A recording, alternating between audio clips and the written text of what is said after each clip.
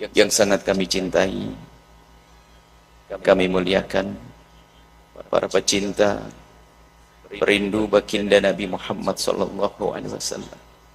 Husnudon kami, semua yang datang ke tempat ini adalah karena seruan cinta kepada baginda.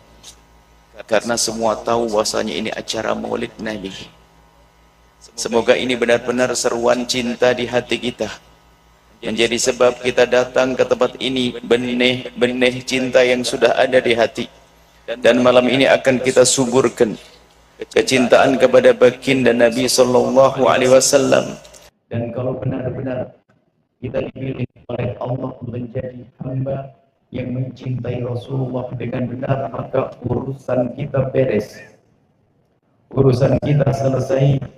Sebab Nabi sudah mengkhabarkan, anta ma'aman ahbabta, engkau bersama orang yang engkau cintai. Jika kita rindu dan cinta Nabi, kita akan bersama baginda Nabi Muhammad sallallahu alaihi wasallam. Akan tapi yang menjadi masalah adalah orang yang menduga di dalam hatinya ada kecintaan.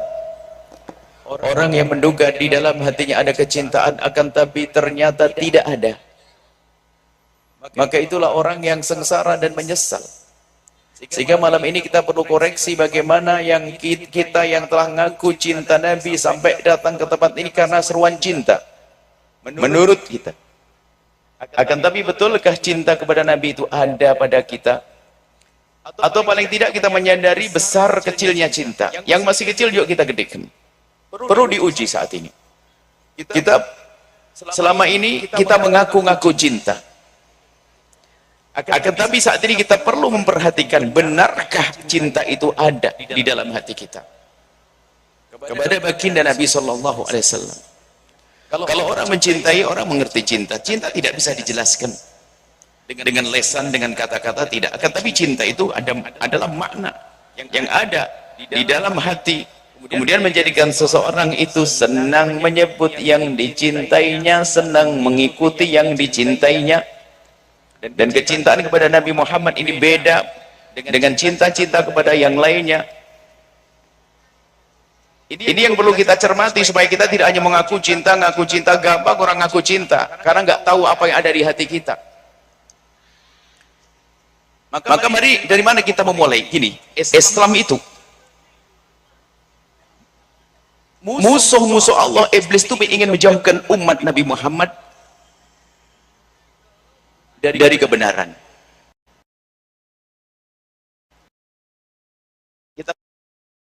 Kita harus paham dulu. Zaman dulu kita belajar akidah, kita punya apa? Akidah ahli sunnati wal jamaatil asy'ariyati maturidiyati. Kita sedikit masuk bab akidah. Itu untuk merusak akidah kebaca, dijauhkan dari Nabi. Kalau orang menjauhkan dari Nabi Muhammad langsung susah, langsung keciri, orang tahu, wah kamu menjauhkan aku dari surga ya. Susah orang menanamkan kebencian kepada Nabi langsung. Tuh Nabi Muhammad musuhi, nggak bisa. Agar tapi caranya, kalau zaman dulu lihat upaya untuk menjauhkan dari Nabi Muhammad melalui apa? Semua yang ada urusan dengan Nabi dijauhkan. Sehingga muncul kelompok sesat pada zaman itu. Lihat, ada kelompok yang membenci sahabat Nabi pada zaman itu. Sehingga pondasi ahli sunnah wal jamaah itu adalah kelompok membenci sahabat Nabi SAW. Adalah kaum Rafidhi yang mencaci Sayyidina Umar bin Khattab, mencaci Sayyidina Abu Bakar As-Siddiq, menganggap Siti Aisyah adalah orang yang disusupkan dan seterusnya. Ini kelompok. Sebetulnya yang dimaksud adalah agar jauh dari Nabi Muhammad SAW.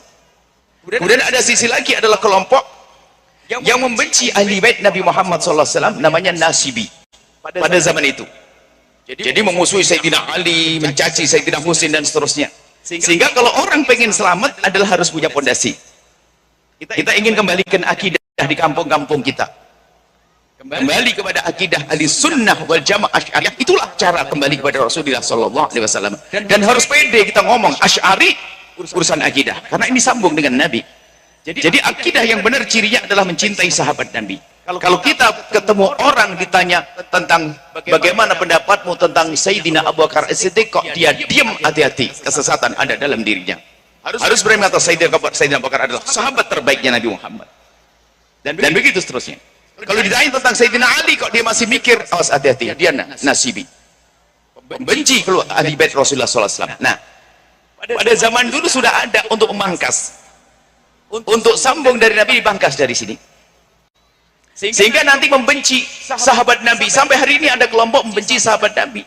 Sampai Sayyidat Aisyah dianggap sebagai, naudzubillah, kita tidak bisa menyebut gelar jelek ini. Disebut Siti Aisyah sebagai perempuan yang disusupkan. Sayyidat Hafsah perempuan yang disusupkan. Dan alhamdulillah akidah kita Ahlussunnah wal Jamaah dari dulu, ulama kita itu indah dalam dakwah, lembut. Sebelum faham kita sudah hafal. Di kampung-kampung itu lihat, kita diajarkan untuk kembali kepada Nabi Muhammad SAW melalui mengenali Abu Bakar, sahabat Nabi, Umar, Utsman, Sayyidina. Banyak pujian-pujian di kampung-kampung yang dibaca. Sayyidina Ali, Siti Fatimah binti Rasul, disebut semuanya. Kalau nyebut sahabat saja tanpa Siti Fatimah, khawatir dia adalah orang yang tidak senang dengan ahli bait Rasulullah. Tapi di kampung kita dari dulu sudah biasa kita dengan Siti Fatimah Zahra, dengan Sayyidina Hasan dan Husain, dengan Imam Ali, Sayyidina Abu Bakar dan seterusnya. Yang jelas bicara akidah kita sudah benar. Akan tapi begitulah musuh-musuh Allah ingin menjauhkan kita dari Nabi Muhammad melalui jalur-jalurnya ini. Kalau sudah kita putus melalui jalur ini, akan putus dari Nabi Muhammad SAW. Maka cara mengembalikannya adalah menumbuhkan cinta kepada Nabi, ditandai dengan cinta kepada sesuatu yang ada hubungannya dengan Nabi Muhammad SAW. Baik, ini. Nah, hari ini kita perlu bukti deh. Yang ngaku-ngaku cinta Nabi, kita perlu bukti. Kalau orang mencintai Nabi, kita siap untuk mengabdi kepada Nabi, khidmah untuk Nabi, berjuang untuk Nabi. Iya. Dan mungkin kita semuanya berani ngomong, saya siap berjuang dengan Nabi Muhammad. Saya siap membela Nabi Muhammad SAW. Ya. Kenapa kok begitu berani ngomong begitu? Kenapa? Nabi kan sudah wafat. Nggak mungkin saya dipanggil sini, ayo dengan aku, nggak ada. Nah, gitu kan? Sekarang Nabi Muhammad sudah wafat. Lalu apa makna perjuangan untuk Nabi Muhammad? Nah, ini yang perlu kita tanya kepada diri kita sendiri. Kalau ngaku cinta Nabi, pengen buatin teh baginda Nabi, enggak? Yang senang mijet, pengen mijet, enggak? Bekam, enggak? Enggak ada, Nabi sudah tidak ada. Nabi sudah wafat. Akan tapi lihat, cinta kepada Nabi akan tetap tampak. Lalu apa? Dipindahkan. Mencintai Nabi adalah ditandai dengan mencintai umat Nabi Muhammad SAW. Ini loh, kita mulai dari sini. Semakin Anda pandai melihat orang di kiri kanan kita, kok ada Nabi Muhammadnya, berarti Anda semakin dekat dengan Nabi Muhammad. Di kiri kanan ada Nabi Muhammad. Maksudnya apa? Ini umat Nabi Muhammad, ini umat Nabi Muhammad, umat Nabi Muhammad. Semakin kita sadar yang di kiri kanan kita adalah umat Nabi Muhammad. Apa makna umat Nabi Muhammad? Orang sambung dengan Nabi Muhammad. Disitulah maka akan muncul sifat mulia. Kita susah berbuat zalim, kita mudah memaafkan umat Nabi Muhammad. Maka di sini kita akan memulai kecintaan kita kepada Nabi Muhammad. Kita mulai kepada dua model manusia. Kalau Anda memandang dua model manusia ini bisa, berarti Anda sambung dengan Rasulullah. Yang pertama adalah hamba-hamba yang bermaksiat dari umat Nabi Muhammad, yang maksiat selagi umat Nabi Muhammad. Lalu bagaimana cara pandang Anda kepada orang bermaksiat? Ada preman, ada orang pokoknya yang berbuat onar di kampung kita, ada orang suka mabuk, suka judi, meninggalkan sholat. Ujian bagi kita untuk memandang dia adalah umat Nabi Muhammad. Yang pertama adalah orang bermaksiat. Bagaimana cara pandang kita kepada orang bermaksiat? Yang maksiat loh ya. Kalau memandang orang ahli ibadah, orang sholat mah enteng, gampang, oh dia orang baik, dia sedekah. Ini orang bermaksiat. Perindu Nabi, pecinta Nabi, ngelihat orang bermaksiat seperti Imam Muhammad Al-Baqir. Salah satu imam dari ahli bait Nabi SAW. Suatu ketika beliau mendengar berita, di kampung sebelah ada orang berzina. Mendengar berita begitu, dia langsung menangis, terseduh-seduh menangis sampai yang memberitahu itu ketakutan. Imam, kenapa engkau menangis seperti itu? Apakah dia saudaramu? Bukan. Kerabatmu? Bukan. Lalu kenapa engkau menangis, wahai imam? Beliau berkata, yang aku tahu bahwa kampung sebelah itu semuanya umat Nabi Muhammad. Itu artinya yang berzina adalah umat Nabi Muhammad. Dengar berita tentang berzinaan, nangis, biarpun bukan anaknya, bukan saudara, sedih karena ada umat Nabi Muhammad berzina. Nah ini loh yang harus kita hadirkan di hati kita. Kalau melihat umat Nabi Muhammad bermaksiat, apa yang ada di hati kita? Kesombongan kita merendahkan dia, itu yang banyak. Mana kasih sayang kita? Mana kasih sayang kita di saat melihat orang seperti itu? Anggap saja seperti ini. Habis hadir pengajian dengan penuh kekhusyuan, niatnya sepertinya niat yang benar. Waktu ngaji khusyuk, bahkan mungkin derai air mata lalu keluar. Setelah keluar naik mobil, kemudian lewat ke kota nanti ada alun-alun, ada stasiun, ada terminal. Di saat mobil kita berjalan, ada wanita yang pakai baju setengah badan dengan dandanan yang mencolok, menor, kemudian menyetop mobil kita. Dan Anda faham dia mau ngajak apa kira-kira? Perempuan yang diuji Allah dengan kerendahan melambaikan tangannya menyetop mobil kita. Kita yang habis pengajian, Masya Allah, nangis di majelis. Sudah kayak ahli surga berjalan di atas bumi. Lihat dia bagaimana. Mungkin kita akan berkata begini, Bu Haji yang solehah, yang sempat nangis di majelis tadi, lihat perempuan seperti itu lah, kasihan malam-malam, astagfirullah, kasihan ya Allah, astagfirullah, malam-malam begini, Masya Allah, anak siapa itu? Itu mungkin kebanyakan dari kita. Siapa di antara kita di saat melihat wanita semacam itu? Ujian buat kita. Siapa di antara kita di saat melihat wanita semacam itu, kemudian dia menundukkan wajah. Setelah menundukkan wajah, kemudian mengadang-adahkan wajah. Kemudian dia menengadahkan tangan lalu memohon, ya Allah, itu umat kekasihmu Nabi Muhammad, berikan petunjuk dan hidayahmu dan ampuni dia ya Allah. Sambil menitikkan air mata. Siapa di antara kita yang seperti itu? Itulah cinta kepada Nabi Muhammad, memandang umat Nabi Muhammad yang bermaksiat adalah dengan pandangan kasih sayang. Kita perlu menyuburkan mata kasih sayang ini, hei hamba Allah yang ngaku bercinta Nabi.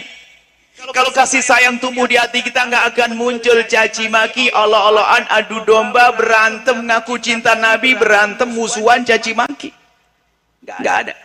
Yang bermaksiat pun ada sedih di hati kita. Mungkin Anda seorang yang ikut juru dakwah yang selalu menegakkan kebenaran, amar ma'ruf nahi mungkar. Ada pemabuk di sana, ada pencuri di sana, Anda obrak-abrik. Tentang dulu, entar. Atau Anda ingin nasihati mereka. Iya, itu benar. Akan tapi pengen tahu dulu. Sebelum menasihati mereka. Sebelum menasihati mereka, Anda datang kepada mereka. Sudahkah Anda mengadu kepada Allah dan memohon kepada Allah lalu mendoakan, ya Allah, itu tetanggaku judi dan mabuk, aku mohon ya Allah, berikan hidayahmu ya Allah, bimbinganmu ya Allah. Sudahkah kita mendoakan orang-orang yang kita ajak itu terlebih dahulu di malam harinya? Hei yang biasa mengatakan dirinya adalah yang mengajak kepada kebenaran, amar ma'ruf nahi mungkar. Sudahkah di tengah malam Anda menangis seperti Imam Husain di saat menghadapi Karbala? Di malam hari menangis, mendoakan, ya Allah, aku lebih senang kalau dia sadar tobat tidak ada terjadi perperangan. Baginda Nabi juga begitu di saat mau berperang, bukan mendoakan hancurkan ya Allah, tapi doanya, ya Allah, aku lebih senang kalau mereka bertobat dan lalu tidak terjadi peperangan. Kita perlu ngadu kepada Allah, menampakkan, menyuburkan kasih sayang di hati kita. Melihat orang maksiat. Maka hari ini ujian buat kita. Mungkin Anda orang rajin sholat Jumat. Masya Allah, sholat Jumat, kemudian lihat tetangga Anda tidak sholat Jumat. Anda model yang mana kira-kira? Pertama adalah model orang yang cuek bebek, gak peduli. Yang kedua adalah model merendahkan. Sian, tidak pernah sholat Jumat. Dua-duanya adalah juga baik. Cuman yang merendahkan jauh lebih buruk. Yang cuek bebek, nggak baik. Nggak pernah peduli. Apakah Anda telah menjadi orang yang di saat melihat tetangga belum sholat Jumat, tak tahu yang waktu Anda di masjid sholat Jumat, Anda ingat tetangga, ya Allah, tetanggaku baik denganku, ya Allah, tapi dia jarang sholat Jumat. Aku mohon, ya Allah, berikan hidayahmu kepada dia, ya Allah. Itulah maulid kita kalau sambung hati dengan Nabi itu, lihat umat Nabi. Lihat yang paling jelek itu katanya.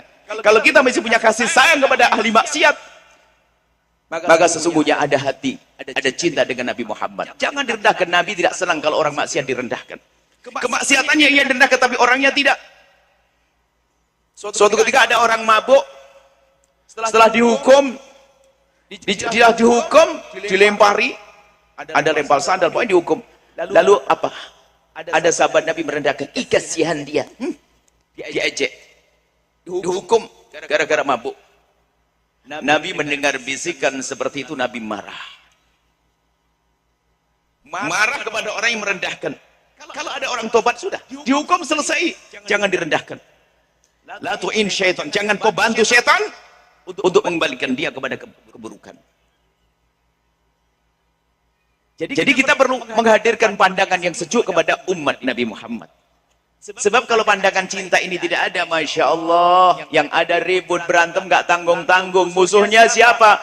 Adiknya sendiri, rebutan waris. Rebutan waris. Musuhnya adiknya gak sadar kalau Nabi Muhammad melarang mutus silaturahmi. Musuhan dengan adiknya. Ini sebuah contoh karena gak punya kasih sayang tadi. Yang punya kasih sayang kepada orang yang ada di luar sana, itu adalah dengan kesombongannya. Maksiat kita, maksiat hati lebih serem lagi. Dan memang ini bukan berarti kita membayarkan kemaksiatan, atau tidak. Kemaksiatan tetap harus kita rubah, tapi merubah kita adalah dengan cinta, bukan dengan kesombongan. Ada orang merubah kemaksiatan dengan kesombongan karena dia merasa lebih bagus dari yang lainnya. Hati-hati. Kemudian nih nanti akan kita gabungkan. Yang kedua, memandang siapa coba? Orang yang bermasalah dengan kita. Orang yang berbuat salah kepada kita, urusan pribadi ya, bukan urusan agama Allah, bukan orang mencaci Allah Rasulullah, bukan. Hak kita diganggu, urusan kita diganggu. Kalau ternyata kita dikuasai dendam, jangan-jangan kita jauh dari Nabi Muhammad. Dendam adalah dibenci oleh Nabi. Begitu sebaliknya, lebih senang dengan orang yang mudah memaafkan. Kalau urusan pribadi kita diganggu, lihat yang ganggu siapa? Adikku. Kenapa aku mendendam dengan adikku? Sebab kalau sudah mendendam itu hilang kasih sayang, doanya jelek, semoga hancur, bahkan masuk neraka jahanam. Bisa begitu doanya. Bagaimana ngaku cinta Nabi, doanya jelek banget, jahanam semuanya. Sementara Nabi Muhammad setiap malam menangisi umatnya agar masuk surga. Nah kalau ini orang ngaku cinta Nabi, doanya neraka jahanam. Kita sering seperti itu. Nyimpan dendam, yang ada dendam di malam hari ini, yang ngaku cinta Nabi, ayo beresin urusan dendammu. Kita ingin serius malam ini. Supaya hanya tidak ngaku.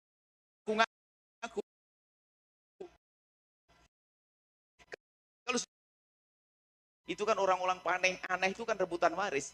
Yang rebutan waris itu karena benci, tidak ada cinta di hatinya. Kalau ada cinta, mustahil berebut waris.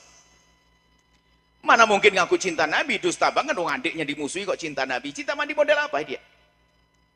Lihat kalau perhatikan rebutan waris ini, setannya gede, rebutan waris setannya besar. Yang berebut waris siapa? Yang berebut waris bukan saja orang kaya. Tidak hanya orang kaya saja, ternyata orang melarat nyungsep rebutan meja patah kaki. Yang penting aku masuk neraka. Rebutan tikar robek, yang penting masuk neraka. Itu lihat. Rebutan waris peninggalan orang tua. Karena hilang cinta, cinta Nabi, ngaku cinta Nabi bohong. Padahal dia paling rajin maulidan. Rebutan waris gak sadar. Bahkan kalau kita bicara tentang rebutan waris, kadang yang suang rebut waris adalah yang paling banyak ibadahnya, Senin Kemis. Bahkan mungkin masuk torekoh juga.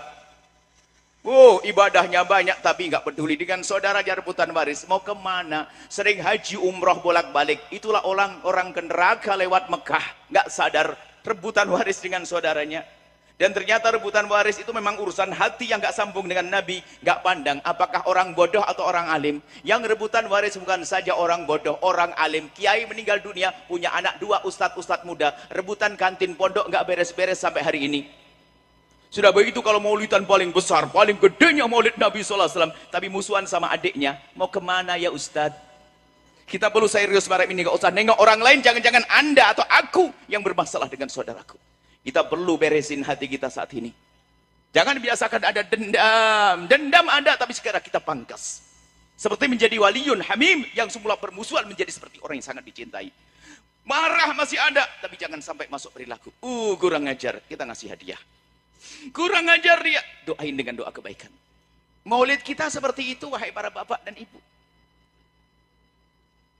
Kita perlu berbenah hari ini. Orang yang bermasalah kepada kita, nyakiti kita, zalim pada kita, aniaya kepada kita, memfitnah kita, mengunci kita. Bisakah kita membalas dengan kebaikan? Minimal dengan panjatan doa. Itu umat Nabi Muhammad. Itu ada Nabi Muhammadnya. Kalau kita sadar yang nyakit kita ada Nabi Muhammadnya. Kenapa harus kita simpan dendam? Apalagi kita panjatkan, kita doakan di tengah malam semoga masuk neraka, nyungsep, keluarganya hancur. Ada apa? Kok busuk sekali hati kita? Mendoakan orang dengan doa-doa serem seperti itu. Mana cinta? Yang ini harus jadi, yang harus kita cermati dalam diri kita. Dengan saudaranya tadi berebut waris, nggak beres-beres. Padahal dia orang alim, ahli ibadah. Hilang cinta kepada saudaranya.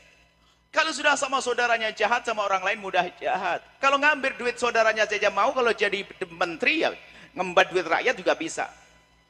Kalau harta waris saudaranya saja direbut, kalau jadi pengurus masjid juga habis duit masjid. Jadi pengurus pondok ya sama.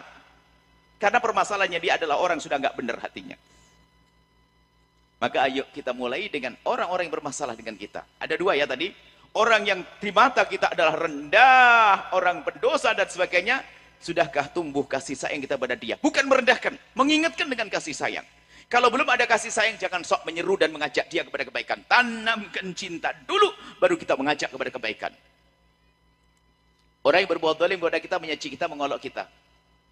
Nabi Muhammad siap malam mendoakan umatnya agar masuk surga. Kita ingat itu ada Nabi Muhammadnya. Maka jangan biasa memelihara dendam di dalam hati. Dendam kalau dipiara capek. Dendam kalau dipiara nggak ada ujungnya, Masya Allah. Marah terus, ngedongkol.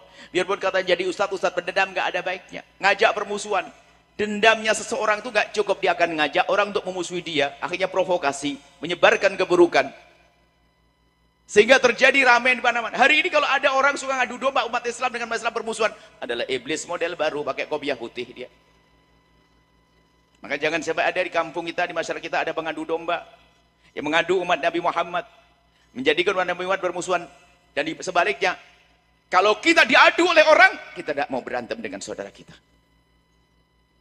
Pengadu domba akan ada setiap masa, setiap zaman ada. Orang dengan kebusukan hatinya dan kekotoran akalnya dan hawa nafsunya, dia kadang atas nama agama dihembuskan, disuarakan untuk ngadu domba umat. Sehingga apa? Yang dulu satu tempat akrab jadi bermusuhan. Hati-hati. Ada model begitu. Itu mulai dari zaman dulu. Kenapa saya catat kalau kisah sampai terjadi pembunuhan luar biasa. Ribuan orang meninggal dunia. Perang Jamal. Kisah Imam Ali dengan Sayyidat Aisyah. Ayo. Siti Aisyah, orang mulia ahli surga. Sayyidina Ali, orang mulia ahli surga. Dua pasukan besar, ada pengadu dombanya. Lihat, ribuan orang meninggal dunia. Sampai Siti Aisyah menangis, kalau tahu begini aku lebih baik lahir setelah 200 tahun kemudian. Masih apa? Begitu menyesalnya melihat kejadian semacam itu. Ada pengadu domba. Makanya kita jangan mudah diadu domba. Zaman itu makanya yang terjadi pada para sahabat Nabi itu untuk pelajaran bagi kita. Sudah banyak korbannya zaman itu. Maka ayo kita belajar dari kisah Siti Aisyah dengan Sayyidina Imam Ali bin Abi Thalib. Itu kan ceritanya Siti Aisyah membawa pasukan. Pasukan bukan ngajak perang. Pasukan Siti Aisyah ini adalah untuk mengingatkan Sayyidina Ali agar Sayyidina Ali mencari pembunuhnya Sayyidina Utsman. Datang pasukan Siti Aisyah. Kemudian pasukan Sayyidina Ali, karena Sayyidina Ali sebagai khalifah saat itu melihat ada rombongan banyak, menyiapkan pasukan juga. Cuma tidak memerangi Sayyidina Ali, enggak. Bukan memerangi Siti Aisyah, tidak, menyiapkan jangan-jangan ada apa-apa. Akhirnya betul, pasukan Siti Aisyah berhenti, pasukan Imam Ali juga ada di tempat yang berbeda. Berseberangan begitu kurang lebihnya. Lalu ada utusannya. Utusannya bertemu, seperti meja diskusi begini, tanya maksudnya apa. Dijawab oleh utusan Siti Aisyah, maksud kami adalah ingin membantu Imam Ali untuk mencari pembunuh Sayyidina Utsman. Dijawab oleh wakilnya Sayyidina Ali, kalau begitu kita sudah sama satu paham dan memang kita perlu bantuan. Setelah tahu tujuannya maka mereka senang. Ternyata ini bisa bergabung nanti pada akhirnya. Pasukan Siti Aisyah datang untuk membantu Sayyidina Ali, dan pasukan Sayyidina Ali siap untuk dibantu untuk mencari pembunuh Sayyidina Uthman. Sehingga karena tahu tujuannya Siti Aisyah bukan perang, maka semuanya tidur tenang di malam hari itu. Ingat, semuanya tenang di malam hari. Akan tapi ternyata di sana ada salah satu manusia terkutuk pengadu domba. Dia mengirim 10.000 orang. 1.000 orang dari luar dimasukkan di tengah malam, dibagi dua. 500 menyerang pasukan Siti Aisyah, 500 menyerang pasukan Sayyidina Ali. Gelap gulita, nggak ada lampu. Apa yang terjadi? Pasukan Siti Aisyah menduga bahwa yang menyerang adalah pasukan Sayyidina Ali. Pasukan Sayyidina Ali menduga yang menyerang pasukan Siti Aisyah. Berantem habis, ribuan meninggal dunia. Lihat, model begini adu domba. Maka jangan sampai kita mudah kemakan adu domba. Pokoknya kalau yang menjadikan saya musuhan dengan saudaraku, itu iblis. Selesai. Harus paham kita, jangan mau diadu domba. Ngaku cinta Nabi, berantem terus. Mana Nabi Muhammadnya? Ini setiap orang ada Nabi Muhammadnya. Ini ada Nabi Muhammadnya ini. Termasuk yang berbuat salah kepada kita, dendam harus kita pangkas. Kita harus levelnya naik. Karena ada orang tanya kepada Nabi, ya Rasulullah, orang berbuat baik lalu dibalas dengan kebaikan. Iya, hal jazaa'ul ihsan ihsan. Jika orang berbuat baik hendaknya dibalas dengan kebaikan. Tapi ya Rasulullah, ada orang berbuat jahat. Apakah boleh aku balas dengan kejahatan? Nabi menjawab, kalau ada orang berbuat jahat, kamu balas dengan kejahatan, kamu sama seperti dia. Lalu bagaimana ya Rasulullah? Yang hebat adalah, jika ada orang berbuat jahat kepadamu, kau balas dengan kebaikan, itu baru istimewa. Dan memang silaturahmi kan begitu. Nabi Muhammad menyatakan, laisal wasilu bil muka'afi. Sambung silaturahmi itu bukan membalas kebaikan. Dia ngirim sarung, kita kirim kena. Bukan balas-balasan itu. Kalau itu mah biasa. Hal jazaa'ul ihsan illa ihsan. Walakinnal wasil, kata Nabi Muhammad. Akan tapi penyambung silaturahmi sejati adalah man idza quti'at rahimu, dijaili, didolimi, disakiti, au solaha. Malah dia yang menyambung. Tengok dirimu sendiri, hei hamba Allah, enggak usah lihat orang lain. Kenapa Anda tidak akrab dengan paman Anda? Hanya karena dia suka bikin kesel. Itu pamanmu, saudara ayahmu, hei hamba Allah. Kenapa gara-gara adikmu ngomong jelekit lalu engkau musuhi? Itu ada Nabi Muhammad, adikmu. Kita pengen setelah di majelis ini semuanya indah. Siapapun yang menjadikan saya bermusuhan, yang menjadikan tempatku menjadi hangat, tidak panas, masjidku tidak makmur, tempatku tidak indah, dia adalah iblis. Enggak boleh dekat-dekat ke tempat ini. Kurang lebih seperti itu. Di rumah kita, jangan sampai ada mengadu domba. Jangan sampai ada orang yang punya dendam. Kita memerangi dendam. Dendam ada. Kita manusia. Cuman kelebihan orang yang punya sambung kepada Nabi saat marah, ditumpangi dengan kebaikan. Ada orang berbuat salah kepada kita. Ya Allah, berat sekali. Kita kirim hadiah kepada dia. Minimal ini apa? Kita pandai mendoakan dari sini dulu. Kita pandai mendoakan orang-orang yang bermasalah dengan kita. Itu maulid kita malam ini. Ada orang bermasalah dengan kita, suka mencaci kita. Dia menggunjing kita, menfitnah kita. Ayo kita doakan dengan doa kebaikan. Ya Allah, berikan kepadanya segala kebaikan. Ya Allah, ampuni dia ya Allah. Muliakan dia di dunia dan di akhirat ya Allah. Kalau dia mulia di dunia dan akhirat, nggak jadi pencaci lagi. Cuman karena doa kita serem, ya Allah, terkutuk masuk neraka jahanam. Wah, akhirnya tambah jelek dia. Yang semula hanya mengutuk kita, sak bapak ibu kita dikutuk sama dia. Hati-hati. Ayo kita pikir, merenung hari ini. Orang yang berbuat salah kepada kita, sebesar apapun kesalahannya, dia adalah siapa? Dia adalah umat Nabi Muhammad. Dia adalah saudaraku. Ada sebuah kisah pada zaman dulu. Kisah Imam Ahmad ibn Hanbal. Imam Ahmad itu adalah masa mehnah, masa ujian bagi dia, bagi beliau. Membela akidah Mu'tazilah.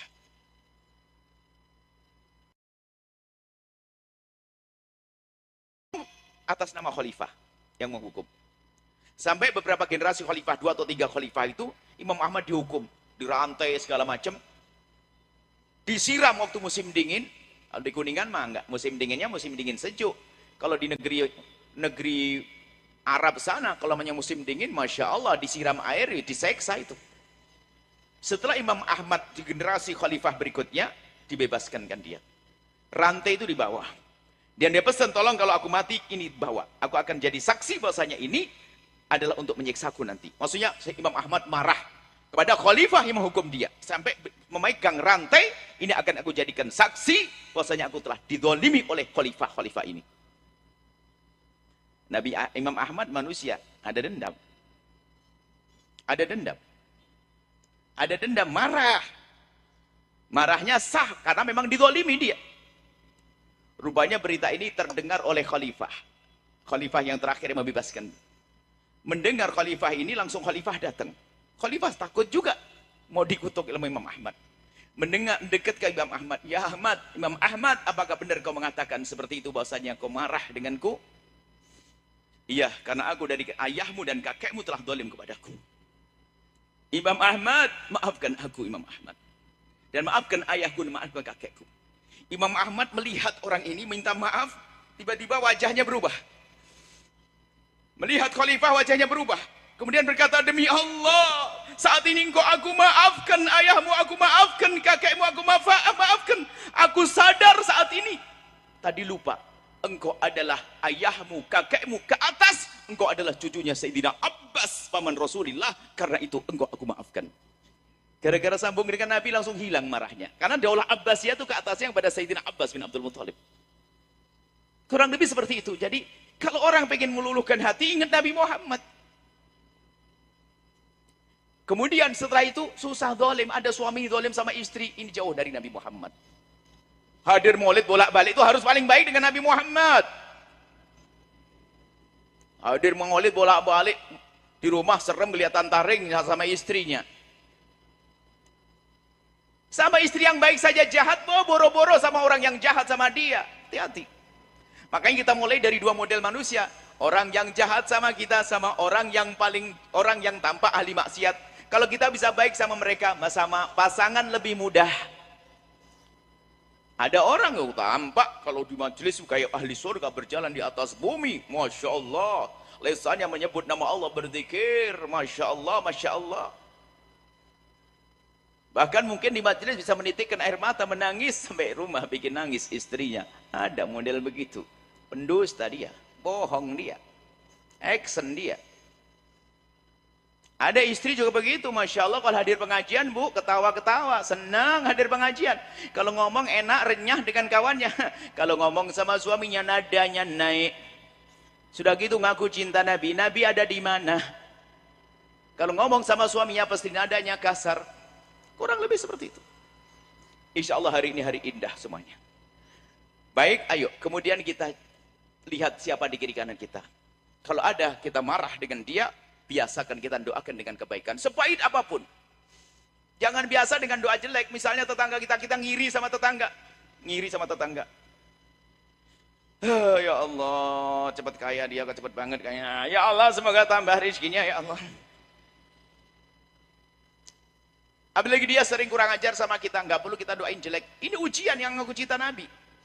Tapi kalau Anda cinta Nabi dengan sesungguhnya, maka hal itu adalah enteng. Itu akan berat bagi siapa yang jauh dari Nabi Muhammad SAW.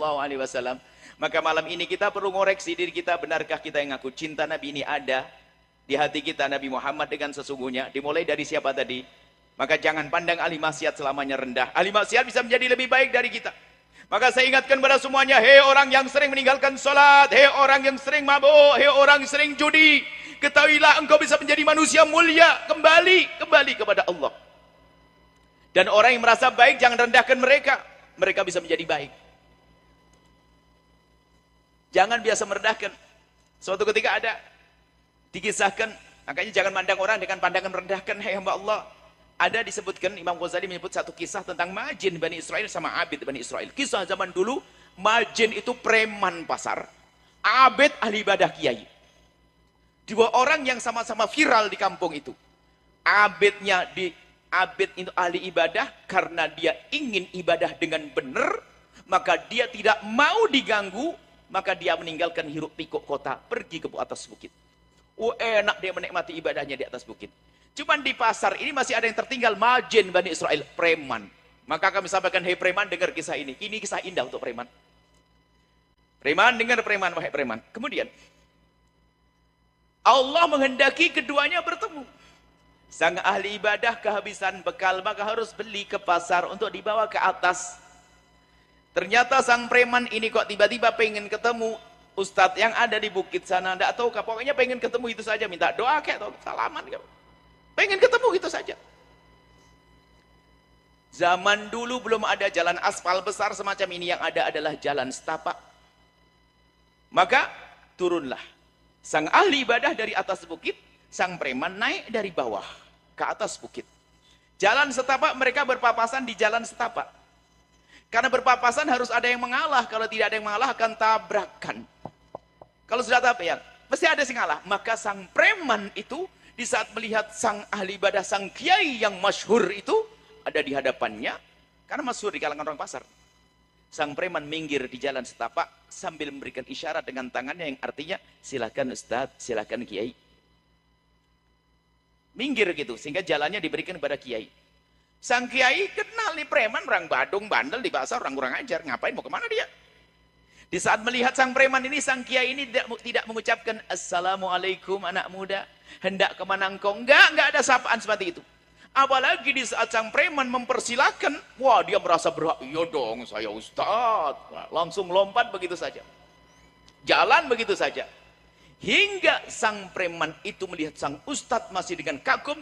Di saat ustadz hilang dari pandangannya, tidak hilang dari hatinya. Apa yang diceritakan, apa kisah lanjutan cerita itu? Disebutkan bahwa Allah Maha Tahu yang ada di hati mereka berdua. Sang preman, dia adalah preman. Ternyata, biarpun preman, dia masih mengagungkan syiar agama atas nama kebenaran. Dia biarpun ustadznya ustadz bohong kayak begitu, tapi asalkan masih ada hubungannya dengan Allah, dia masih menghormat. Jadi penghormatannya kepada ustadz itu diberi hadiah oleh Allah, lalu dia mendapatkan hidayah. Sehingga dari itu dia menjadi manusia mulia. Sebaliknya, yang orang katanya ahli ibadah ternyata merendahkan hamba Allah, gara-gara merendahkan dicabut hidayahnya jadi nol. Maka kami ingatkan, yang sudah merasa ahli ibadah jangan biasa merendahkan orang. Bahkan orang yang katanya ahli maksiat jangan direndahkan dia, jangan-jangan dibalik oleh Allah gara-gara kita merendahkan, dicabut hidayah kita. Dan saya sampaikan kepada semua, kalau ada preman, badung, bandel ada di kiri kanan kita, hei semuanya preman, asalkan dia kok masih mengagungkan syiar agama, ujung-ujungnya dia akan tobat. Ramadan yang biasa mabuk, bikin main kartu, dia Ramadan, Ramadan, tunggu aja. Kalau masih mengagungkan Ramadan, ada ustadz lewat, ada ustadz. Ada pengajian, wah selain pengajian dia bikin ontran-ontran, bikin gara-gara. Waktu pengajian dia aktif bantu-bantu. Ingat, biarpun katanya preman kalau masih mengagungkan syiar agama, maka akan ada dapat hidayah dia.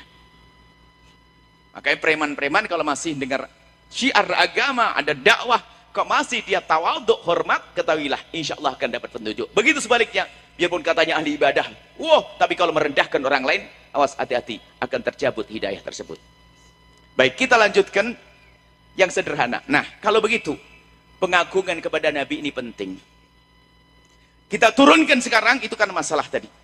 Kalau ada orang bermasalah dengan kita, tolong didoain. Ada orang bermaksiat, jangan biasa diomongin, digunjing. Ya, astagfirullahaladzim. Kadang-kadang kita menggunjing orang loh ya, kebencian, kekotoran hati kita. Ngomongin kejelekan orang. Kapan kita ngomongin kejelekan orang? Waktu tahajud. Kan di gang begini kan kecil, jalan kecil. Ada seorang ibu tahajudan di tengah malam sama suaminya. Jam 3 tahajudan sampai subuh. Hebat dia. Jam 3.30 rupanya ada sepeda motor masuk di gangnya. Sepeda motor masuk di gangnya. Sang ibu yang ahli ibadah tuh buka gorden. Dibuka kelambu, kelihatan. Rupanya ada sepeda motor. Itu adalah nganterkan anak perempuan tetangganya. Anak tetangga perempuan diantarkan laki-laki jam 3 malam. Apa kata Bu Haji yang ahli ibadah ini? Kaget dia, astagfirullahaladzim. Ayah, pak. Ini anak tetangga ini jam begini diantarkan laki-laki. Astagfirullah, malam-malam, ya Allah ngapain jam begini, dari mana dia? Habis tahajudan baca zikir tuh, ngomongin. Suaminya nggak mau kalah. Sama emaknya dulu juga begitu, sering diantar bawa orang. Wah, emaknya di astagfirullah, lagi tahajudan ngomongin orang. Kalau orang punya iman, dia nangis, tutup kelambu, nangis. Ya Allah, itu tetanggaku, ya Allah. Malam-malam perempuan cantik dibawa laki-laki. Ya Allah, jauhkan dari zina, ya Allah. Semoga itu hanya karena tadi tersesat. Ya Allah, jangan sampai masuk zina, ya Allah. Gitu kalau orang beriman. Enggak, astagfirullah, malam-malam. Astagfirullah, la ilaha illallah. La ilallahnya perlu diistighfari rupanya. ngejek. Nah, kurang lebih seperti itu, Bu. Tengok diri Anda sendiri, wahai Bapak. Bagaimana kita mandang orang bermaksiat? Kemudian orang yang jahat sama kita, kurang baik sama kita, biasakan kita dengan mendoakan dengan doa kebaikan. Kalau Anda masih merasa berat dengan mendoakan doa kebaikan, Anda hari ini, kalau Anda merasa berat mendoakan kebaikan orang-orang yang bermasalah, saya bawa Nabi Muhammad saat ini. Saya ingatkan, Nabi pernah mengkabarkan, setelah ini insya Allah Anda akan mudah. Ini sering kita sebut sebagai obat bius. Sebab ini tadi ilmu berat, bagaimana saya mendoakan orang yang musuhi saya. Sehingga mulut saya jadi mulut baik, susah mencaci orang, begitu. Orang kurang ajar, ya Allah semoga rezekinya tambah banyak, suaminya tambah soleh, istrinya soleh, ya Allah. Padahal kita sesak, tapi mulut tetap dijaga, nggak mau ngomong yang jelek, tapi yang diomongin kebaikan, doa-doa.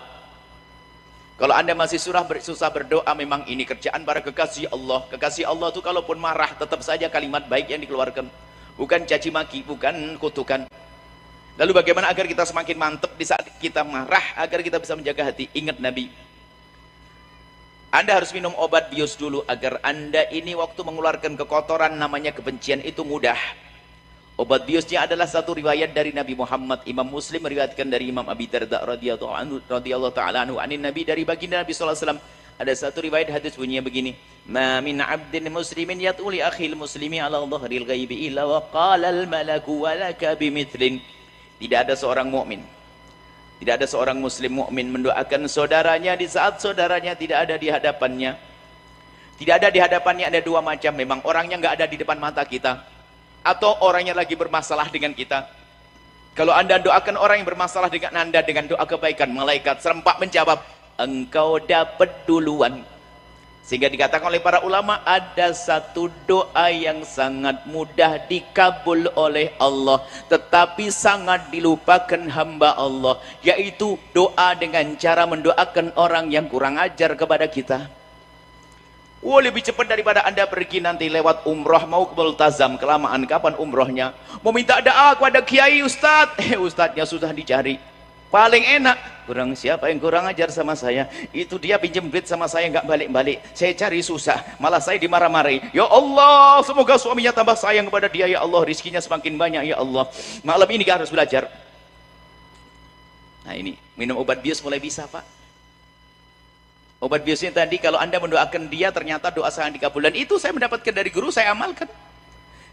Kalau kita ngandelin doa dikabul susah nih, waduh, kita banyak dosa, ini paling enak. Waduh, kalau ada orang kurang ajar lumayan, wah kurang ajar sama saya, awas nanti malam ya. Kurang ajar banget kau ya. Semoga rizkinya banyak ya Allah, anaknya soleh-solehah ya Allah. Coba Anda lakukan ini semuanya. Kita ingin serius dengan Nabi Muhammad dengan cara mencintai umat Nabi Muhammad sallallahu alaihi wasallam. Kemudian akan kami tutup dengan apa? Lalu bagaimana kita menanamkan anak-anak kita kepada Nabi Muhammad? Secara umum kenalkan kepada agama. Kita mulai dari apa, ibu bapak? Di rumah kita. Ayo kita biasakan anak kita untuk mengagungkan segala sesuatu yang ada hubungannya dengan Nabi. Dimulai dari apa? Mungkin anak Anda tidak di pondok, sekolah SMA, kuliah dan seterusnya, oke. Tapi ayo mulai ajari mereka untuk mengagungkan segala yang ada urusan dengan Nabi. Dimulai dari apa? Pelajaran, Pak. Pelajaran agama yang hanya seminggu sekali di SMA anak Anda itu, pastikan dia mengagungkan ilmu agamanya. Jadi kita latih, diajari untuk memegang bukunya dengan hormat. Kita mulai dari sini. Kita lupa, terlena, kita tidak pernah mengingatkan dengan cara ini. Nanti akan tertanam cinta, nanti biarpun anak Anda jadi dokter, belajar agama tidak banyak, tapi sedikit fanatik dengan agamanya. Hormat dengan Allah, dengan Rasulullah. Jadi di rumah kita, anak-anak Anda, ibu, bapak, apalagi yang di pondok pesantren tentunya, pokoknya gini, ini ada buku fisika, biologi dan sebagainya. Fisika, biologi, ilmu, kalau benar untuk melestarikan semesta, fardu kifayah. Kedokteran, iya fardu kifayah. Cuman itu semuanya tidak akan ada artinya kecuali ada rohnya ilmu agama. Anak Anda mungkin belajar agamanya fikih sama akidah, FIFA 20, mengenal Allah, dan ringan-ringan, bab wudu, sholat, selesai. Tapi di saat dia memegang buku fikih ibadah misalnya, fikih wudu, fikih thaharah, fikih sholat, dia memegangnya dengan hormat. Ajari, sayang, ini kitab agama sayang, di dalamnya ada Nabi Muhammad disebut berkali-kali, ini ilmunya Nabi Muhammad sayang, kau perhatikan kitabnya. Di saat dia menumpuk salah buku biologi, fisika di atas, buku agama di bawah, diingatkan, sayang, buku agama di atas, sayang. Kan kamu belajar agama tidak banyak, tapi biar tidak banyak berkualitas, menjadikan semua ilmu duniamu jadi bermanfaat. Dari meletakkan buku di rumah itu sudah jadi catatan untuk menanamkan cinta itu nanti. Sehingga anak Anda yang biarpun belum mondok, kalau sudah urusan agama, membawanya pun beda. Kalau perlu kitab agama disampulin bersih, tidak boleh rusak. Kitab agama, kitab wudhu, kitab sholat, kitab ini, coba kitab agamamu. Jangan kitab agama ditakkan di mana-mana. Kalau bukunya saya tidak menghargai, tentu cinta Nabi sudah hilang, nggak ada. Dimulai dari situ, Pak. Karena tidak semua anak kita sempat mondok loh ya. Biarpun mereka tidak mondok, akan tapi ternyata kekagumannya kepada agama ada. Dan mereka tidak banyak belajar agama karena di sekolah umum. Tapi biarpun tidak banyak belajar agama, tapi dengan agama fanatik dia. Dengan agama, Masya Allah, buku agama. Sehingga megang Al-Quran, hati-hati, nggak berani megang buku agama, taruh begini, lalu dekat dengan pinggulnya, di pangku. Di dekat begini, ini agama, ini kitab. Ada nama Allahnya di dalamnya. Ada nama Nabi Muhammad di dalamnya. Ilmu Rasulullah, Anda mulai dari sini. Kebiasaan anak Anda di rumah Anda dengan segala sesuatu yang ada urusan dengan agama. Kalau di rumah Anda nama Allah jatuh, sayang, nama Allah, nama Rasulullah. Buku apa? Buku agama, diangkat, sayang. Dengan lembut tentunya, Bu, gak usah pakai marah-marah. Kalau marah-marah malah benci pada agama. Angkat itu, kurang ajar kok. Enggak, bukan begitu, Pak. Diangkat, sayang. Ini buku tentang wudhu, tentang sholat. Itu buku agama. Maka buku agama letakkan di paling atas. Ya sayang ya. Diam-diam anak Anda kagum dengan agama. Kemanapun mereka berada, ilmu, biarpun kuliah, ilmu fakultas kedokteran di Surabaya sana, di Jogja sana, dia tetap mengagumkan sisi agama. Kemudian kita ajari mengagungkan para ulama. Ulama tidak minta disanjung-sanjung, akan tapi anak kita ajari untuk mendoakan. Mendoakan orang-orang baik. Setiap duduk manis dengan mereka kita doakan para ulama, guru-guru kita doakan. Tapi kita paling penting hari ini kita memulai dari buku-buku tadi. Buku itu sepele, tapi menunjukkan itu ada hormat. Kadang-kadang jatuh saja sudah gelisah dia. Buku agama jatuh, gemeteran dia. Ngambilnya buru-buru, bergegas. Kenapa? Berarti ada cinta kepada Rasulullah. Nah kemudian setelah itu, kalau bisa, itu kalau memang Anda belum bisa memasukkan anak-anak Anda ke pondok pesantren. Paling tidak mereka mengagumkan syariat. Kalau Anda latih dengan cantik, lihat, selamat dia. Kenapa? Di hatinya ada Allah dan Rasulnya. Nggak bisa merendahkan. Di saat disebut nama Allah, nggak bisa dia menyebut dengan nada yang jelek. Nama Nabi Muhammad, ada kagum dia. Karena kita biasakan.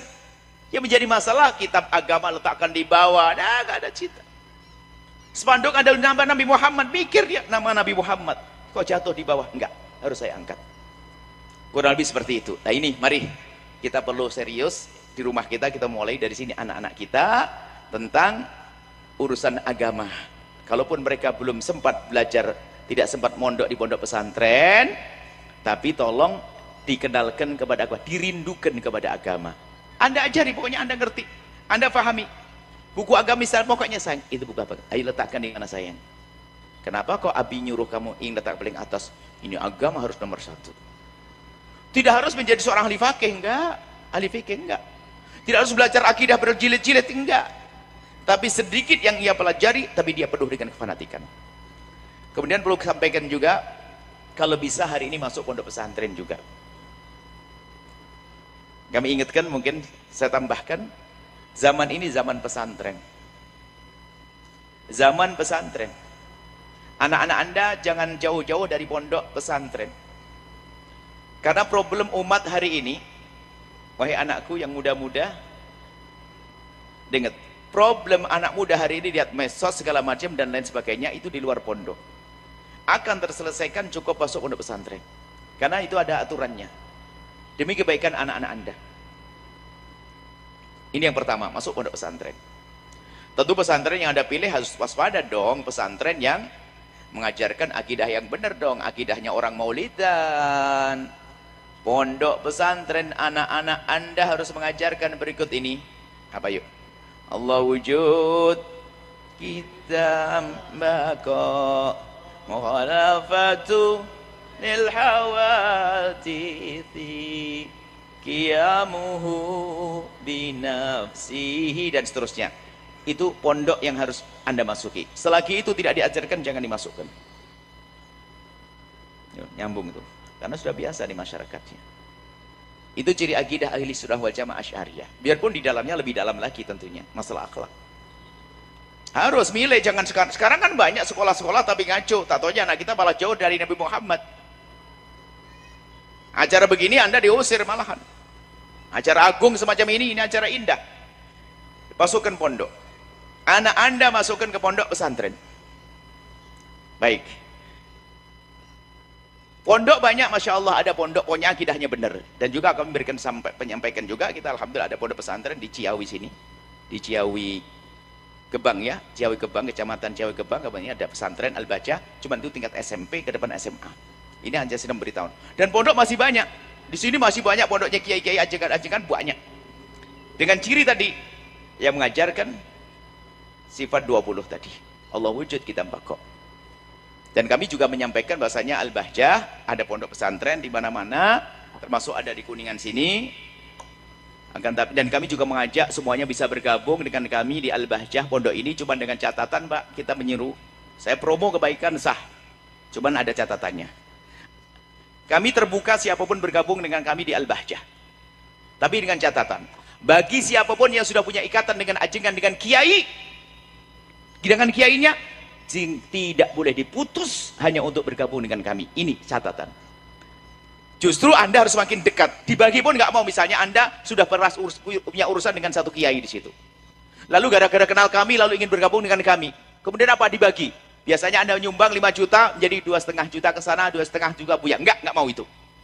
Kepada guru Anda yang pertama itu lebih utama. Utamakan beliau. Kami hanya ingin menambah. Tolong ini adab. Adab tata krama. Sebab jangan-jangan kita datang ke sini malah bikin kerusakan. Anda rusak hati Anda. Enggak. Saya tidak senang, saya tidak mau kalau ada orang meninggalkan gurunya. Guru Anda di kampung-kampung itu lebih dahsyat. Mereka wali tersembunyi. Enggak ada gaji-gaji yang tertentu. Wali tersembunyi. Maka yang sudah punya ikatan dengan guru semakin kuat dengan gurunya. Setelah itu bonusnya dengan kami oke. Ada pesantren Al-Bajah di Ciawi Gebang. Ada pondok. Teman itu tingkat SMP. Kita lanjut SMA untuk nanti ke depan formal untuk jadi dokter insinyur. Tapi di Al-Bahjah juga ada pondok pesantren untuk mencetak ulama. Di Bandung Rasa sana ada.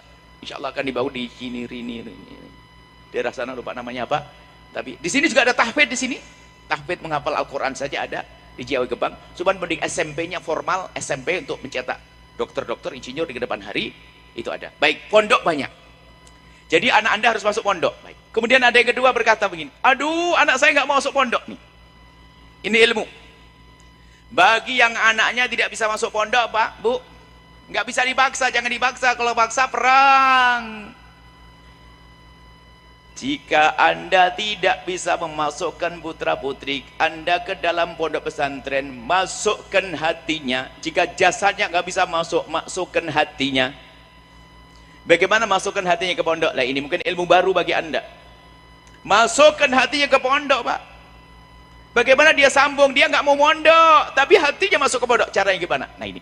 Di antaranya, jika Anda membiayai sekolah kuliah anak Anda yang di Jogja sana, setiap bulan Anda kirim 1 juta rupiah, Anda tinggal tambah 100.000 rupiah.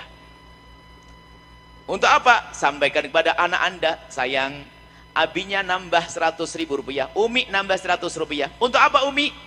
Ini ada pondok pesantren di Jogja sana, atau di Cirebon, atau di Kuningan. Ini ada pondok pesantren, sayang, kamu transfer, setiap kali ibu transfer, kamu transfer ke pondok ini, sayang ya. Bulan pertama Anda tambah 100, bulan kedua Anda tambah 100, bulan ketiga Anda tambah 100 uang sakunya. Dia yang transfer, di saat dia transfer tuh mulai sambung hatinya. Sambung hatinya. Sampai bulan kelima kok Anda putus, 100-nya Anda kurangi, dia yang tanya, Umi, 100 ribunya mana Umi? Coba, sudah sambung hati dia. Terus sampai selesai kuliah dia. Setelah selesai kuliah dia kan bekerja, Bu. Setelah bekerja, Anda kan tidak ngasih duit lagi dia. Sayang, masih ingat enggak? Kalau Umi waktu memberikan kiriman kepadamu, kamu waktu kamu kuliah gimana? Ada tambahan 100.000. Ya, kalau begitu, berapa persen itu kira-kira? 10% kurang lebihnya. Berarti ingat, dari gajimu jangan lupa, kau kirim ke pondok itu, kamu lanjutkan sendiri. Untuk apa sih Umi? Biar kamu sambung ke pondok, biar kamu selamat. Lihat, Anda tanamkan hatinya sambung ke pondok.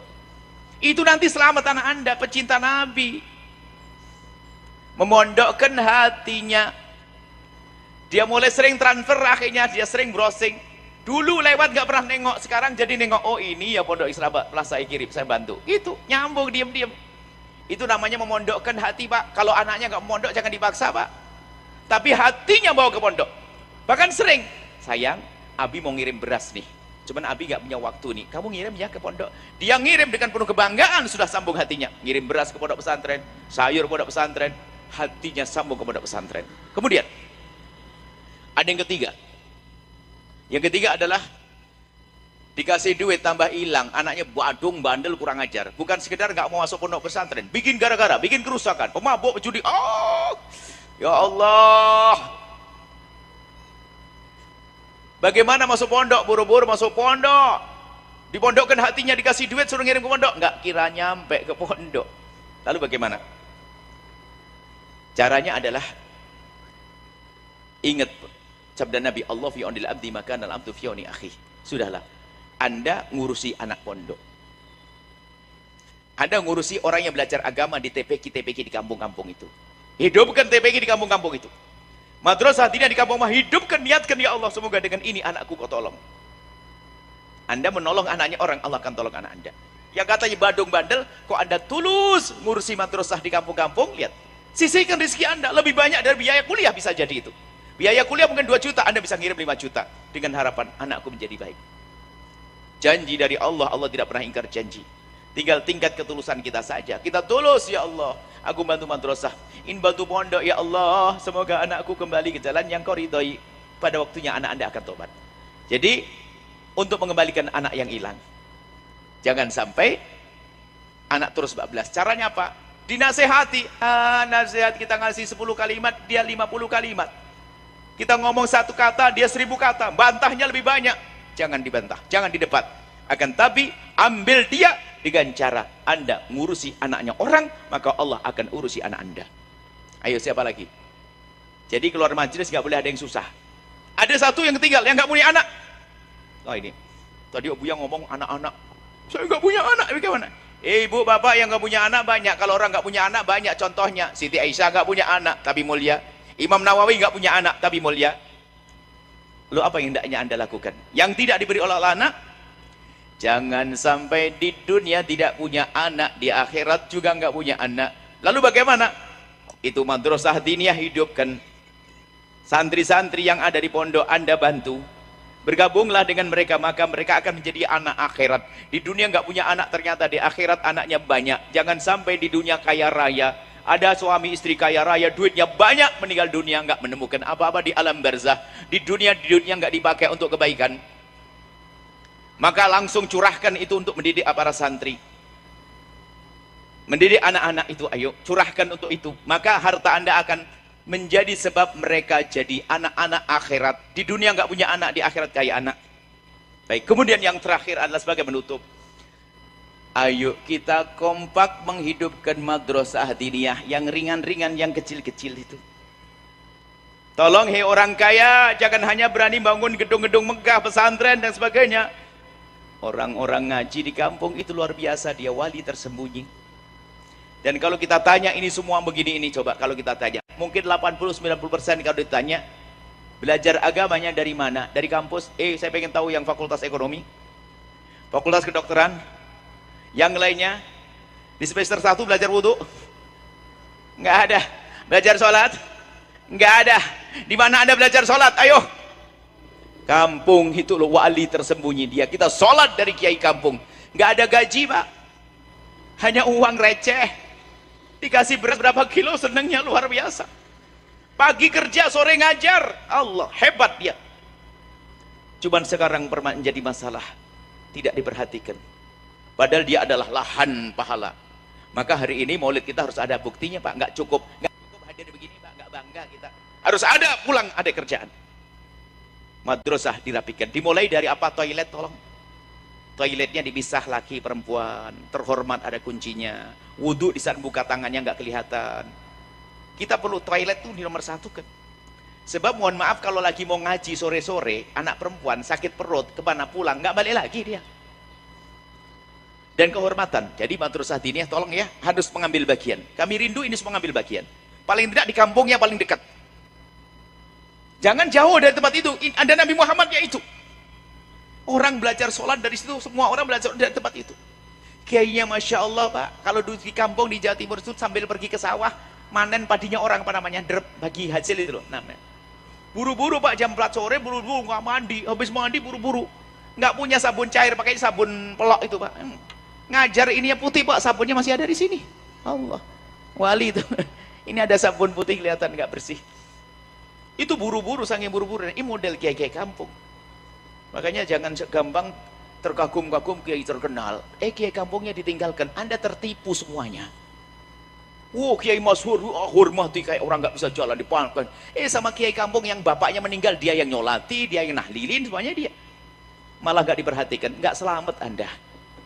Maulid kita kembali ke kiai kampung kita. Maulid kita kembali ke kiai di madrasah kita. Maulid kita adalah menghidupkan madrasah kita, insya Allah. Siap Pak? Siap semuanya, amin. Harus ada ikrar dong, madrasah, tengok, TPQ, hidupkan itu TPQ. Ibu-ibu soleha, ibu soleha, TPQ dihidupkan, dibantu. Ustadznya biar ada kebingungan. Gendeng yang jatuh dinaikkan lagi. Kursi patah, ayo dibenahi. Serempak Hajib, anaknya masuk SMA, ngerti sholat, masuk SMP, ngerti sholat. Bahkan nanti rindu masuk pondok pesantren. Al-Bahjah ada pondok Bu, banyak Bu di pondoknya. Mulai dari Jawa Timur ada Jawa Timur, Jawa Tengah, Jawa Barat, sampai Sumatera ada pondok Al-Bahjah. Cuman kami sampaikan, tidak harus di Al-Bahjah. Cuman kita sampaikan Al-Bahjah ada. Yang penting akidahnya benar. Yang sudah pernah mondok masuk Al-Bahjah nggak mau. Kita tidak menerima santri yang sudah ada di pondok lain. Kecuali ada izin dari gurunya. Tolong, biarpun sudah dari Al-Bahjah, Anda punya pondok kok Anda pindah. Anda punya anak di pondok Anda pindah, enggak. Harus ada izin dari kiai khusus untuk dipindahkan. Yang jelas ayo kita saling tolong menolong dalam kebaikan. Sampai di sini insya Allah.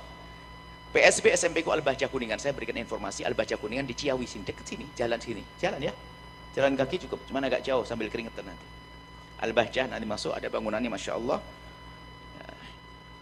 Itu juga contoh ada sebuah keluarga yang rindu untuk jadi orang kaya di akhirat, maka membangun pondok pesantren itu. Tapi setelah itu terbuka, siapapun boleh berbagi, sudah membantu di situ.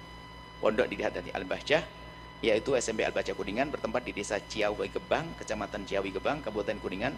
Informasi lebih lanjut, informasi Bu, Pak, pengen tahu informasinya 081 222 161945 Ustadz Habib. Bagi ingin bergabung, bersedekah, bersedekah dan sebagainya, dengan catatan tadi nggak boleh mutus dengan gurunya, nggak boleh jatah gurunya dikurangi, jatah pondoknya dikurangi untuk tambahan. Langsung ada nomor rekening di sini adalah BSI, nomor rekening 751 444 6835 NV Infak SMPku Al-Bahjah Kuningan. Tapi ingat catatannya, kami nyampaikan begini, tidak boleh mengurangi jatah guru-guru Anda. Tapi saya ingin ngajak naik pangkat. Kalau Anda biasa ngasih pada guru 5 juta, Anda bisa memberi ini lebih. Tapi yang penting dengan guru tidak boleh diputus. Kenapa kok saya ulang-ulang begini? Banyak orang berbuat baik dekat sama orang dengan hawa nafsu. Anda dekat kami tidak boleh hawa nafsu. Gara-gara terpesona, ikut lalu gurunya ditinggalkan. Wah, ini hawa nafsu. Nanti saya juga ditinggalkan pada gilirannya. Ini saja, mari kita tutup dengan doa. Bismillahirrahmanirrahim. Alhamdulillahirabbil alamin. Allahumma shalli ala habibina sayyidina Muhammad. Allahumma ya Allah ya Rahman ya Rahim. Pandang kami dengan kasih sayang dan cinta darimu ya Allah. Berikan kepada kami segala kebaikan di dunia dan di akhirat. Allahumma ya Allah ya Rahman ya Rahim. Ya Allah ya Rahman ya Rahim. Jauhkan kami ya Allah dari merendahkan siapapun dari umat kekasihmu Nabi Muhammad. Jauhkan kami dari segala dosa ya Allah. Jauhkan kami dari segala kemaksiatan ya Allah. Jauhkan kami dari minuman keras ya Allah. Jauhkan kami dari judi ya Allah. Judi ya Allah, hari ini begitu mudah orang terpeleset dalam judi. Bisa jadi seorang melakukan judi di saat berada di atas sajadahnya di tengah malam habis tahajud dan judi online ya Allah. Judi dosa besar ya Allah, sebab kehancuran dunia dan akhirat. Jauhkan kami ya Allah dari makan riba. Jauhkan kami dari sebab kehinaan ya Allah. Jauhkan kami dari zina dan mukaddimah zina ya Allah. Jauhkan kami dari zina yang hina dan kau hinakan itu ya Allah. Zina yang hina di diri, zina yang hina di keluarga, zina yang hina di masyarakat, zina yang hina di dunia, zina yang hina di akhirat. Jauhkan kami dari hina dan kebusukan zina ya Allah, dari zina dan kebusukannya ya Allah. Jauhkan kami dari zina dan mukaddimah zina ya Allah. Dan kami mohon jika ada di antara kami ada hamba-Mu yang pernah terpeleset terjerumus dalam hina dan busuknya zina, kami mohon ya Allah berikan kesadaran dan bencikan kepada zina dan ampuni dia dan tutup aibnya di dunia sehingga di dunia tidak terhinakan dan tutup aibnya di akhirat ya Allah. Dan ampuni ya Allah, bencikan kepada zina. Dan kami mohon jauhkan kami dari menggunjing berzina. Jauhkan kami dari menggunjing berzina. Dan kami mohon ya Allah jauhkan kami dari makan riba. Jauhkan kami dari memutus tali persaudaraan ya Allah gara-gara rebutan waris yang saat ini sering terjadi, kakak adik bermusuhan gara-gara peninggalan orang tua. Itu ahli neraka yang berjalan di atas bumi. Maka kami mohon ya Allah, jika ada di antara kami ada kakak adik bermusuhan karena warisan, kami mohon lembutkan hati mereka ya Allah. Kami tidak rela jika orang yang hadir di tempat mulia ini lalu masuk neraka-Mu ya Allah. Ya Allah, tambahkan kecintaan kami kepada kekasih-Mu Nabi Muhammad. Maka kami mohon jauhkan kami dari berbuat zalim kepada umat kekasih-Mu Nabi Muhammad. Jauhkan kami dari berbuat zalim kepada pasangan kami. Jauhkan kami dari berbuat zalim kepada anak-anak kami. Jauhkan kami dari berbuat zalim kepada saudara kami dan sahabat kami. Ya Allah, jauhkan kami dari berbuat zalim ya Allah. Dan kami mohon ya Allah jika ada orang berbuat zalim kepada kami, ya Allah jika ada orang menyakiti kami, aniaya kepada kami, memfitnah kami, menggunjing kami mohon ampuni mereka ya Allah. Kami tidak ingin mendendam kepada siapapun dari umat kekasih-Mu Nabi Muhammad yang pernah berbuat jahat kepada kami. Ampuni Allah, jangan hukum dia karena dia umat kekasih-Mu Nabi Muhammad. Kami mohon ya Allah yang sempit rezeki, lapangkan rezeki kami dengan rezeki halal penuh berkah. Yang sakit sembuhkan, yang punya hutang mudahkan kami dalam bayar hutang-hutang kami. Kami mohon ampuni orang tua kami ya Allah, orang tua kami, guru-guru kami ya Allah. Berikan kasih sayang-Mu kepada mereka ya Allah, ya Allah, ya Allah. Berikan kasih sayang-Mu kepada mereka ya Allah, ya Allah. Masjid ya Allah di belakang kami ini makmurkan dengan ahli surga-Mu ya Allah. Memakafkan tanah yang memakmurkan, yang membangun ya Allah. Berikan kepada mereka segala kebaikan di dunia dan di akhirat. Dan kami yang hadir di sini ya Allah, seperti Engkau mudahkan kami bertemu saat ini, mudahkan kami bertemu di surga bersama kekasih-Mu Nabi Muhammad. Dan kami mohon ya Allah ampuni dosa kami ya Allah. Kami takut dengan dosa ini kami tidak bisa bertemu dengan kekasih-Mu Nabi Muhammad. Maka kami mohon ya Allah, jangan cabut nyawa kami sebelum Kau ampuni dosa kami ya Allah. Dosa kami sangat banyak yang kami tidak bisa menghitung satu demi satu. Ada mata kami ya Allah sering melihat yang haram. Mata kami sering melihat yang haram ya Allah. Haram ya Allah. Baik haram di alam nyata atau haram di alam maya ya Allah. Dengan dosa itu cukup jika Engkau ingin menghancurkan mata kami. Tapi kami mohon ya Allah jangan hancurkan mata kami. Ampuni mata kami dan jaga mata kami ya Allah dari melihat yang haram. Ampuni lisan kami ya Allah, telinga kami dari yang haram. Dan jauhkan kami dari keharaman. Jauhkan kami dari keharaman ya Allah. Ya Allah kami mohon ampuni dosa kami yang sangat banyak, yang kami tidak mampu menghitung satu demi satu.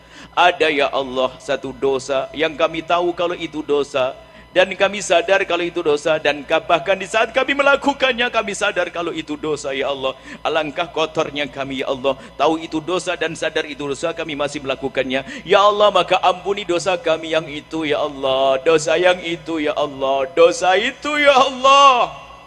Engkau maha tahu kesalahan kami ya Allah, ya Allah, ya Allah. Kami mohon ya Allah, angkat derajat kami semua ya Allah, ya Allah.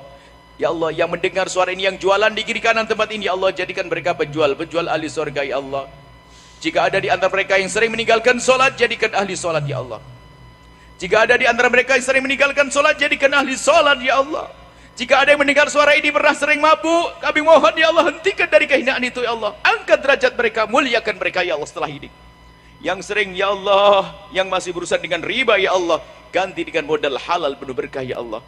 Kami ingin mereka semua selamat ya Allah. Kami tidak mampu menyebut satu demi satu, akan tapi Engkau maha tahu mereka ya Allah, yang jualan, yang lalu lalang di tempat ini ya Allah. Bahkan jika ada di antara mereka yang semula tidak senang dengan tempat ini, kami mohon ampuni dia ya Allah, dan jadikan mereka senang dengan acara ini ya Allah. Kami tidak ingin ada yang terlewat ya Allah. Kami ingin semuanya selamat ya Allah, selamat, selamat. Seperti Engkau mudahkan kami bertemu saat ini di dunia, kami ingin bertemu kelak di surga bersama kekasih-Mu Nabi Muhammad. Ya Allah, jauhkan kami dari kebencian, permusuhan ya Allah. Ya Allah, wujudkan keindahan dalam ukhuwah kami, persaudaraan di antara kami ya Allah, saling mencintai karenamu ya Allah. Jauh dari fitnah, fitnah, fitnah, fitnah, kebencian ya Allah, ganti dengan cinta. Dan kami mohon ya Allah, Ya Allah, jangan kau jadikan ini pertemuan terakhir kami di dunia ya Allah. Kami masih ingin bertemu di dunia ya Allah. Bertemu dan bertemu lagi ya Allah. Bertemu dan bertemu lagi ya Allah. Bertemu dan bertemu lagi ya Allah di dunia. Hingga kelak bertemu di surga bersama kekasihmu Nabi Muhammad. Wujudkan keindahan dalam rumah tangga kami. Jauhkan kami dari bulat dolim kepada pasangan. Ya Allah, jika ada di antara suami-suami ada yang dolim pada istri, kami mohon lembutkan hatinya ya Allah. Jika ada istri yang dolim pada suami, lembutkan hatinya. Dan jadikan mereka setelah ini saling mencintai. Ya Allah, tambahkan kecintaan kami kepada pasangan kami ya Allah. Jangan kau kurangi sedikit pun cinta itu. Kami takut dengan kurangnya cinta lalu kami kurang mengabdi ya Allah. Dan yang belum nikah, mudahkan mereka untuk mendapatkan pasangan orang-orang mulia yang kau muliakan, yang menjadi sebab mereka mulia di dunia dan di akhirat. Anak-anak kami, jaga mereka, muliakan mereka, jadikan mereka anak-anak ahli surga ya Allah. Anak-anak kami yang kami lihat wajah-wajah mereka, anak kami nomor 1, anak kami nomor 2, anak kami nomor 3, anak kami nomor 4, anak kami nomor 5, anak kami nomor 6, anak kami nomor 7. Anak-anak kami itu ya Allah, jadikan mereka anak-anak ahli surga. Cucu-cucu kami, keluarga kami ya Allah, ya Allah, ya Allah, ya Allah, jadikan mereka ahli surgamu. Dan kami mohon ya Allah, jika ada di antara mereka ini ada yang punya anak badung, bandel, jauh dari kebaikan, ya Allah, berkat kehadiran orang tua yang mulia ini, kembalikan anak-anak itu ke jalan yang kau ridhoi ya Allah. Kembalikan anak-anak itu kepada kemuliaan ya Allah. Dan ampuni kami dan ampuni mereka semua. Dan kami mohon ya Allah, ya Allah, ya Allah, panjangkan umur kami dalam ketaatan serta sehat walafiat. Dan berikan kepada kami semua husnul khatimah. Dan kami mohon jaga para ulama-ulama kami semua ya Allah. Para guru-guru kami semua ya Allah. Muliakan mereka semua ya Allah.